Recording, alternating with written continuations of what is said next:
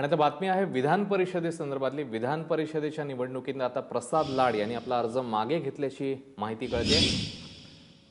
त्यामुळे भाजप पदाधिकाऱ्यांनी तीव्र नाराजी व्यक्त केलेली होती प्रसाद लाड यांच्या उमेदवारीबद्दल आणि आता तो अर्ज मागे घेतल्याची माहिती कळते। रश्मी पुराणिक आपल्या सोबत आहे। रश्मी, काय अपडेट्स आहेत या सगळ्या संदर्भात?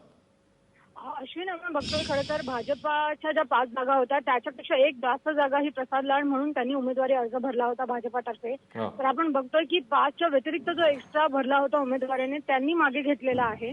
पण त्याच वेळेला जे भाजपच्या नाराज पदाधिकाऱ्यांची मागणी होती की दरेकर आणि आर एन सिंगने मागे घ्यावा, कुठेतरी ही मागणी पूर्ण होताना दिसत नाहीये। कारण 5 जे उमेदवार होते ते भाजपाला निवडून होते त्यांच्यापैकी अर्ज मागे घेतला नाही आणि शक्यताही नाहीये। फक्त भाजपाने जे एक्स्ट्रा एकांना भरायला सांगितलेलं प्रसाद लाड त्यांनी मागे घेतलेला आहे। त्यांच्याशी हा अर्ज मागे घेतल्यावर जेव्हा चर्चा केली तेव्हा त्यांनी म्हटलं की हे साहजिकच आहे, जेव्हा एखादा नेता बाहेरून दुसऱ्या पक्षात येतो तेव्हा जे आधीचे कार्यकर्ते असतात जातात, पण त्यांच्या टीकेमुळे कुठेतरी माझ्यावर मला अर्ज मागे घ्यावा लागला असं त्यांना तरी वाटत नाहीये।